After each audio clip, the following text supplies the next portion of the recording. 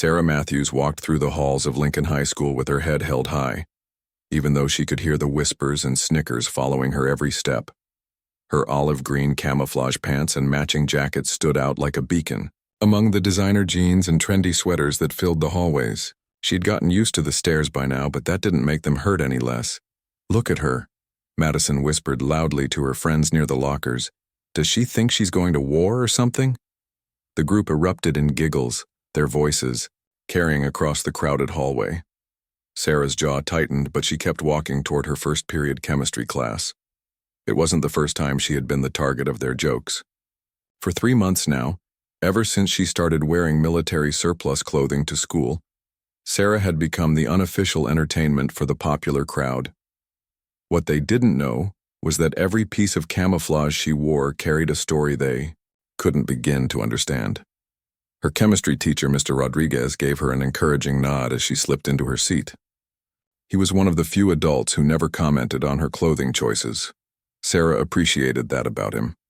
She pulled out her notebook and tried to focus on the lesson about molecular structures, but the whispered comments from behind her made concentration difficult.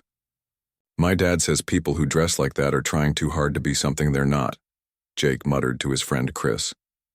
"It's just weird, you know? Like, we get it, you want attention." Sarah's pencil snapped in half.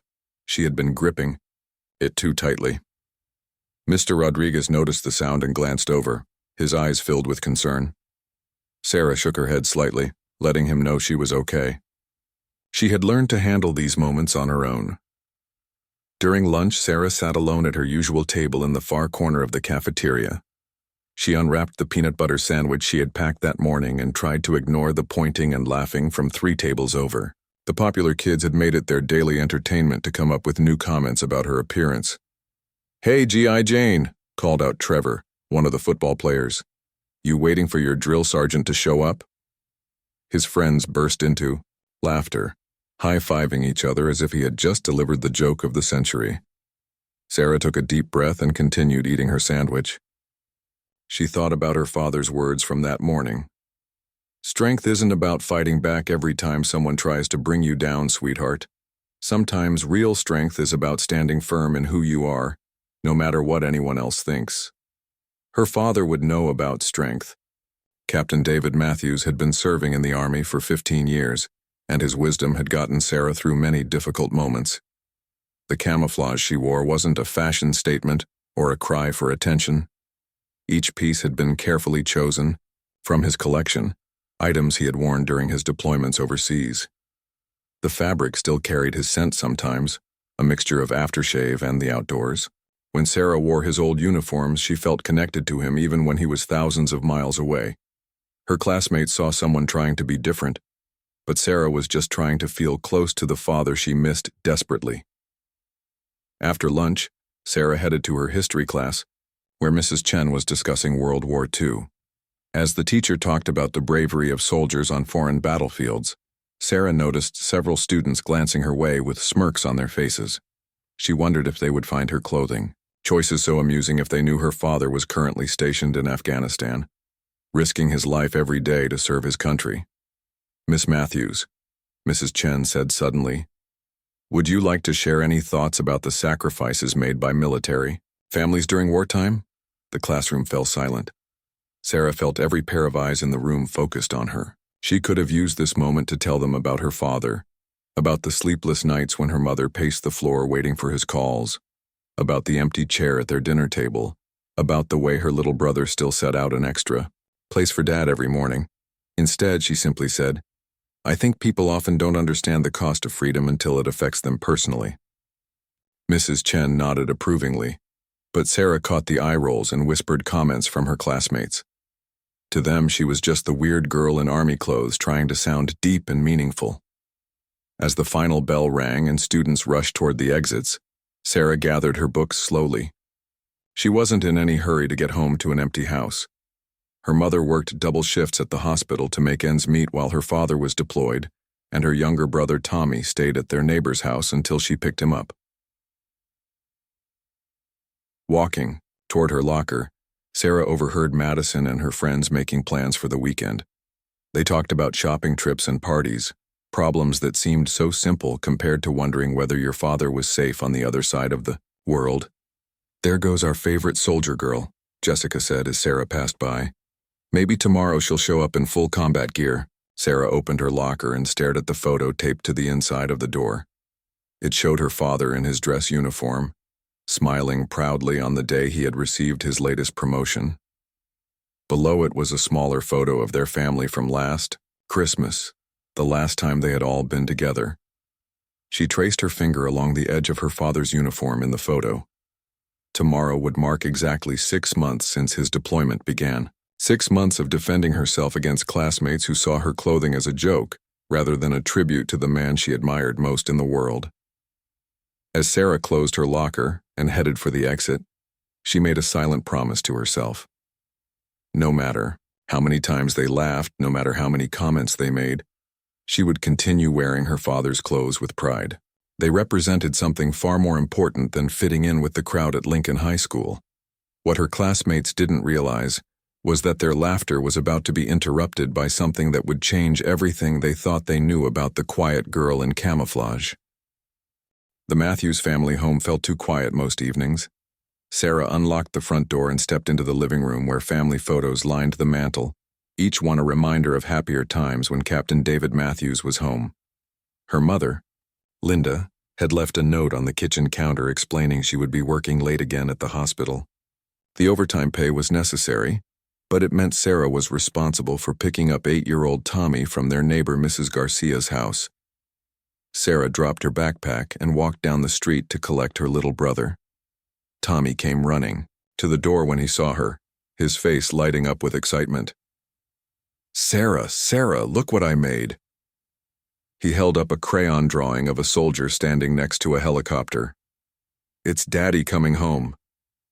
"That's beautiful, Tommy," Sarah said, her heart aching at his innocent optimism. Tommy had been only 7 when their father deployed, and he struggled to understand why Daddy couldn't just come home whenever he wanted to.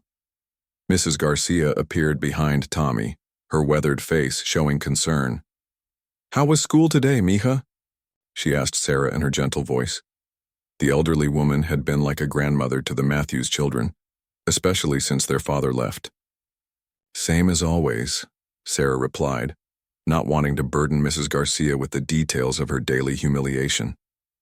Tommy grabbed his backpack and hugged Mrs. Garcia goodbye before taking Sarah's hand for the walk home. "Why do kids at school say mean things about your clothes?" Tommy asked as they walked. Sarah's stomach dropped. She hadn't realized her little brother knew about the teasing.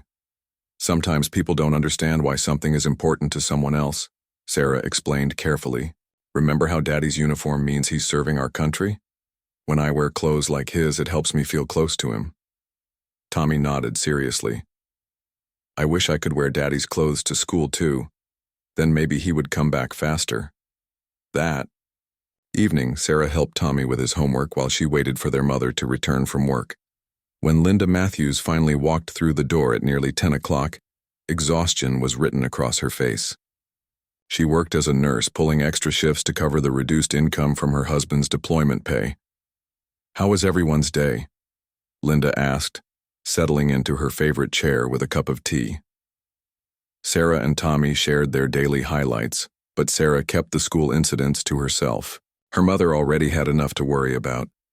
After Tommy went to bed, Linda and Sarah sat together in the living room. It had become their nightly ritual, a few quiet minutes before exhaustion took over completely. "I got an email from your father today," Linda said softly. "He's doing well, but his unit might be extending their deployment by another 3 months. Sarah felt her world tilt slightly. 3 more months meant her father would miss her 17th birthday, Tommy's soccer season, and possibly Christmas. It also meant 3 more months of facing her classmates alone. 3 more months of whispers and jokes about the girl who dressed like a soldier. "I know this is hard on you, sweetheart," her mother continued. "I see how strong you're being, taking care of Tommy and keeping up with school. Your father would be so proud of the young woman you're becoming." Sarah nodded, not trusting her voice to remain steady. She wanted to tell her mother about the daily struggles at school, about how wearing her father's clothes had made her a target. about how lonely she felt surrounded by classmates who couldn't understand her situation. Instead, she just said, "I miss him, Mom." "We all do," Linda whispered, tears gathering in her eyes. The next morning brought another day of the same routine. Sarah dressed carefully in her father's old army training shirt and cargo pants, items he had worn during his time at Fort Bragg before his current deployment. She braided her long brown hair back in a military-style bun, the way her father had taught her.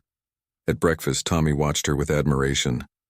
"You look just like Daddy," he said proudly. Sarah smiled and ruffled his hair before they both headed out for their respective schools. Lincoln High School buzzed with its usual morning energy, but Sarah noticed something different in the air.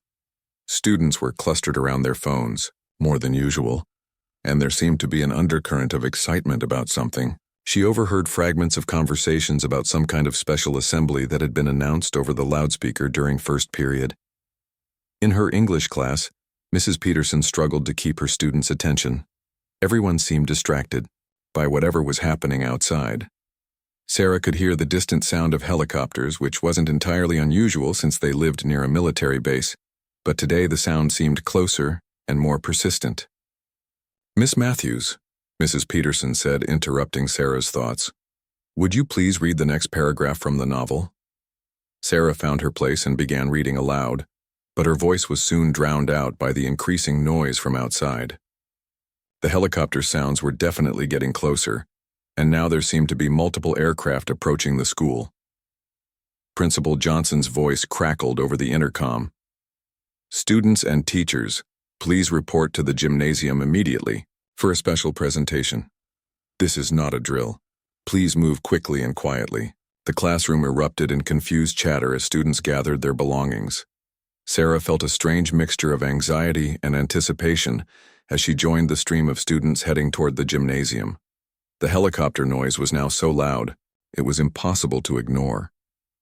As they walked through the hallways, Sarah noticed several of her classmates looking at her with expressions she couldn't quite read. Instead of the usual mocking glances, there seemed to be something else in their eyes. Confusion, perhaps, or maybe even a hint of curiosity. Madison and her group of friends were walking just ahead of Sarah, and she overheard Madison say to Jessica, "Do you think this has something to do with the military? I mean, those are definitely military helicopters outside." Jessica glanced back at Sarah and whispered something to Madison that Sarah couldn't hear. For once, their attention seemed focused on something other than making jokes about her appearance. The gymnasium was buzzing with excitement as hundreds of students filed in. Teachers directed everyone to sit in the bleachers while the staff set up some kind of audio equipment on the gym floor. Through the high windows, Sarah could see the shadows of helicopters hovering overhead. Whatever was about to happen, Sarah had a feeling it would change everything. She just didn't know how dramatically her world was about to shift, or how the classmates who had spent months laughing at her would soon see her in a completely different light. Tommy's drawing from the day before flashed through her mind, a soldier standing next to a helicopter. Sometimes she thought little brothers knew things that big sisters couldn't see coming. The entire student body of Lincoln High School sat in stunned silence as Principal Johnson took the microphone at center court of the gymnasium. The thunderous sound of helicopters overhead made it difficult to hear, but everyone strained to listen as he began to speak. "Students, we have a very special visitor today," Principal Johnson announced, his voice carrying an unusual note of excitement. "We've been contacted by the United States Army with a request to use our football field for a brief but important ceremony." Sarah felt her heart begin to race. The Army? Here at her school? She gripped the edge of the bleacher seat, her knuckles turning white as 1,000 possibilities ran through her mind. Around her, students whispered excitedly, but Sarah found herself unable to speak. "I need everyone to move outside to the football field in an orderly fashion," the principal continued. "There will be no talking during the ceremony, and everyone must remain seated in the bleachers until given permission to leave." As students began filing out toward the football field, Sarah noticed several of her classmates glancing her way with expressions of growing curiosity. The jokes and snickers had stopped completely, replaced by something that looked almost like respect, though Sarah couldn't understand why. Madison fell into step beside her as they walked through the hallway. "Sarah," she said quietly, "do you know anything about this?" Sarah shook her head honestly. "I have no idea what's happening." Outside, the football field had been transformed into something resembling a military landing zone. Ground crew members in army uniforms had set up a clear perimeter, and Sarah could see at least 3 Black Hawk helicopters circling overhead. The sight made her breath catch in her throat. As students filled the bleachers, Sarah found herself sitting in the middle section with a clear view of the 50-yard line. The noise from the helicopters was almost overwhelming, but gradually, one of them began to descend toward the center of the football field. "This is incredible," whispered Jake, the same boy who had made jokes about Sarah's clothing just the day before. "I've never seen anything like this in real life." The Blackie Hawk touched down with precision, its rotors creating a whirlwind of dust and grass that swirled across the field. Sarah watched in amazement as the helicopter's crew chief jumped out, followed by several soldiers in full military dress uniforms. But it was the last figure to emerge from the helicopter that made Sarah's world stop spinning. Captain David Matthews stepped onto the football field of Lincoln High School, his dress blue uniform immaculate despite the helicopter ride. Even from a distance, Sarah would have recognized her father's confident stride anywhere. Her hand flew to her mouth as tears immediately filled her eyes.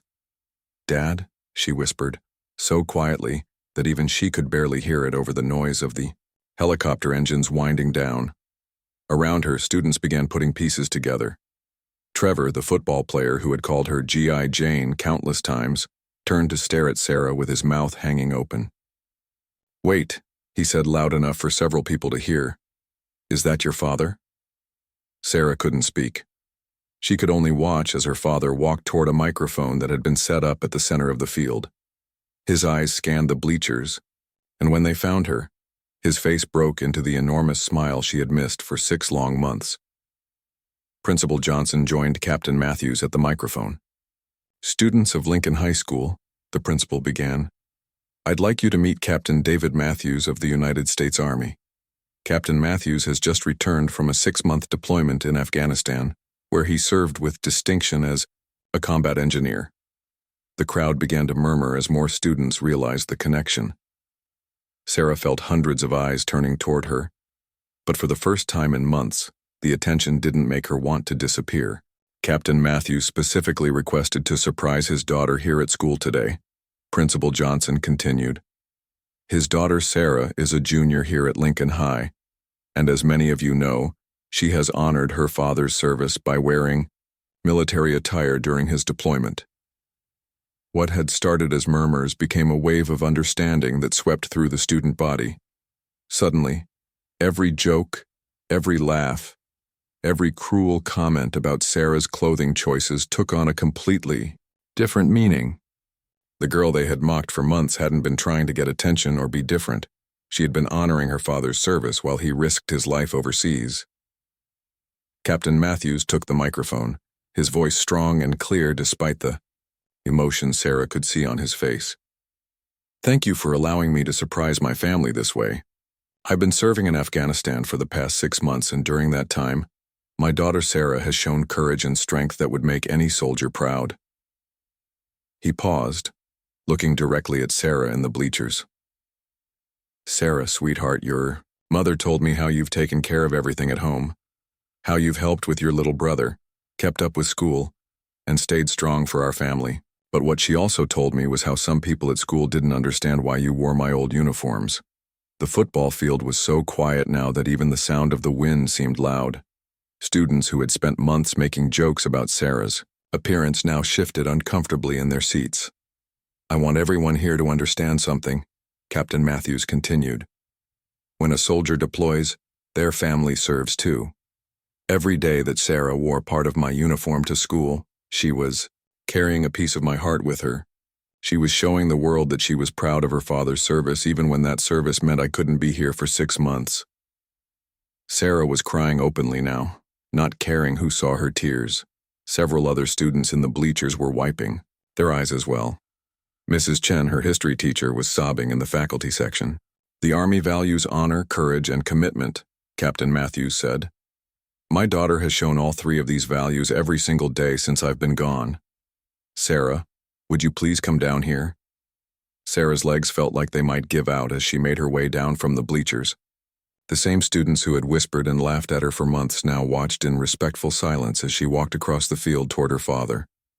When she reached him, Captain Matthews swept her into the kind of hug that could heal 6 months of loneliness in a single moment. "I'm so proud of you," he whispered in her ear, "and I'm so sorry you had to face this alone." "I wasn't alone, Dad," Sarah whispered back. "I had you with me every day." As father and daughter embraced on the 50-yard line of Lincoln High School's football field, something fundamental shifted in the atmosphere. The laughter had stopped permanently, replaced by a respect that Sarah had never experienced before. But the biggest surprise was still to come.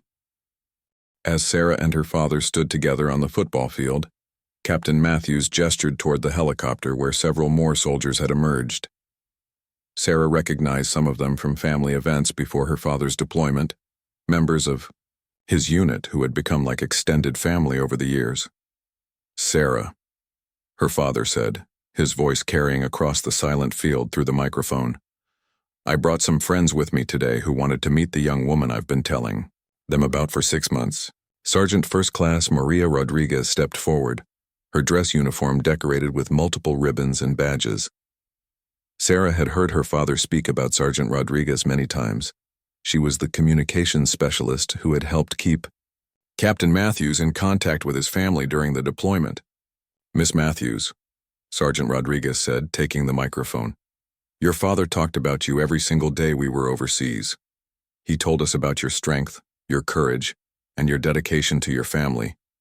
But what he was most proud of was how you honored his service even when others didn't understand." The sergeant paused, looking out at the student body in the bleachers. "I want to share something with all of you.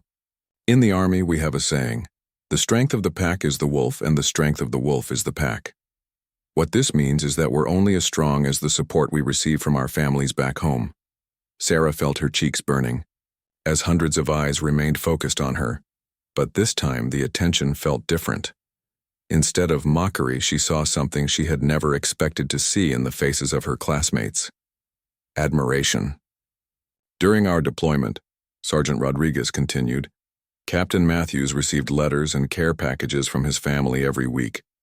But the letters that meant the most to him were the ones from Sarah, where she told him about wearing his uniforms to school. She wrote about how it made her feel connected to him, how it reminded her every day that her father was serving something bigger than himself." The sergeant looked directly at Sarah. "What your father didn't tell you in his letters back was how those stories gave him strength during some very difficult missions. When we were in dangerous situations, he would think about his daughter back home, wearing his uniform with pride, and it reminded him what he was fighting for." Principal Johnson stepped forward to take the microphone back. "Students, I think this is an important lesson for all of us about making assumptions about our classmates. Sometimes the things that make someone different are actually the things that make them strongest." In the bleachers, Madison felt a wave of shame wash over her as she remembered every cruel comment she had made about Sarah's clothing. She looked around at her friends, seeing the same uncomfortable realization in their faces. They had spent months mocking a girl who was actually demonstrating more maturity and strength than any of them could imagine. Trevor, the football player who had led many of the taunts, stood up in the bleachers. The entire field turned to look at him as he cleared his throat nervously. Excuse me," he called out, his voice shaking slightly. Principal Johnson looked surprised, but handed him a wireless microphone that one of the technical crew had brought over. Trevor's hands were trembling as he spoke. "I just wanted to say something to Sarah," Trevor began, his voice carrying across the silent field. "I've been one of the people making jokes about your clothes for months, and I realize now how wrong I was. I thought you were just trying to get attention, but you were actually honoring your dad while he was serving our country." He paused, his voice breaking slightly.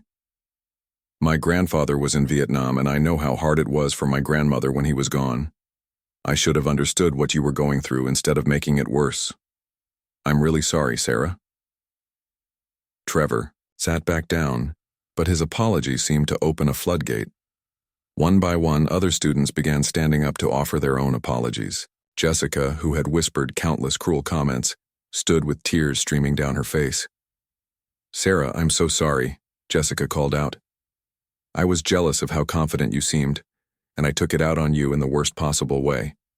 Your dad is a hero, and you're braver than any of us." Even Madison, the ringleader of most of the teasing, eventually stood up. Her voice was barely above a whisper, but the microphone picked it up clearly. "I don't deserve your forgiveness, Sarah, but I want you to know that I'm ashamed of how I treated you. You were going through something really hard, and instead of supporting you, I made it worse. I'm sorry." Sarah looked up at her father, unsure how to respond to this unexpected flood of apologies. Captain Matthews smiled down at her with pride, written all over his face. "Sarah," he said softly, "this is what real leadership looks like. You stood up for what was important to you even when it was difficult. You showed these students what integrity means, and now they're learning from your example." Sergeant Rodriguez stepped forward again. "Sarah, your father and I have discussed this, and we'd like to present you with something." She reached into her uniform pocket and pulled out a small wooden box. "This is a challenge coin from our unit," she explained, opening the box to reveal a gleaming metal coin with the unit's insignia. "These coins are only given to people who have shown exceptional support for our mission. We want you to have this as a token of our gratitude for the strength you showed while we were deployed." Sarah accepted the coin with shaking hands, overwhelmed by the honor. Challenge coins were serious business in the military. She had learned that from her father's stories over the years. "There's one more thing," Captain Matthews said, pulling out an envelope from his pocket. "While I was overseas, I applied for something special. Sarah, you've been selected as an honorary member of our unit's family support group. This means you'll be invited to military events, you'll receive updates about our missions, and most importantly, you'll be recognized officially for the support you provided during our deployment." The crowd in the bleachers erupted in applause for the first time that day. Students who had spent months treating Sarah as an outsider were now cheering for her recognition by the United States Army. As the applause died down, Captain Matthews put his arm around his daughter's shoulders. "I want everyone here to remember something important," he said. "Sarah could have chosen to blend in, to avoid standing out, to make her life easier by not wearing my uniforms. Instead, she chose to honor something bigger than herself, even when it made her a target." He looked out at the sea of students in the bleachers. "That's what real courage looks like. It's not about being the loudest or the most popular. It's about standing up for what you believe in, even when you're standing alone." But Sarah wasn't standing alone anymore, and she never would again. The weeks following Captain Matthews' surprise return transformed Lincoln High School in ways no one could have anticipated. Sarah walked through the same hallways she had navigated for months as an outsider, but now students who had never spoken to her before made an effort to say hello. The change was so dramatic it almost felt surreal. Madison, who had been the source of some of the cruelest comments about Sarah's appearance, approached her after second period English class with obvious nervousness. "Sarah, I know I don't deserve to ask this, but would you maybe want to sit with us at lunch today? I'd really like to learn more about what it's like to be a military family." Sarah studied Madison's face, looking for any sign that this was another elaborate joke. Instead, she saw genuine remorse and curiosity. "Okay," Sarah said simply. "But I should warn you, it's not as exciting as people think it is. Mostly it's just missing someone really important." At lunch, Sarah found herself surrounded by students who had previously avoided her table like it was contaminated. They asked thoughtful questions about military life, about what it was like to have a parent deployed, about how she had found the strength to wear her father's uniforms despite the ridicule. "I always thought you were just trying to be different," Jessica admitted, picking at her salad. "I didn't realize you were actually going through something really hard. I feel terrible about some of the things I said." "The truth is," Sarah replied, "I was trying to be different, but not for attention. I was trying to be strong like my dad. When I wore his uniforms, it reminded me that I come from a family that doesn't give up, even when things get tough." Trevor, who had become one of Sarah's most vocal supporters since the assembly, nodded seriously. "That's actually really cool. Like, You found a way to carry your dad's strength with you every day. The conversation continued throughout lunch, with students sharing their own family struggles and asking Sarah for advice about handling difficult situations. Sarah realized that her experience dealing with her father's deployment had given her perspective that many of her classmates lacked. Mrs. Chen approached Sarah after history class that afternoon with a special request. "Sarah, I've been thinking about our World War II unit, and I wondered if you might be willing to give a presentation about modern military families. I think your classmates would benefit from hearing your perspective." Sarah agreed, and the following week she stood in front of her history class with a confidence she had never possessed before. She talked about the reality of military deployment, about the challenges faced by families left behind, and about the importance of supporting service members and their loved ones. "When people thank my dad for his service," Sarah explained to her attentive classmates, "they're acknowledging that he chose to put his life at risk for our country. But what many people don't realize is that military families serve too. We sacrifice time together, we worry constantly, and we find ways to stay strong even when we're scared." The presentation led to an invitation from Principal Johnson to speak at the school's Veterans Day Assembly.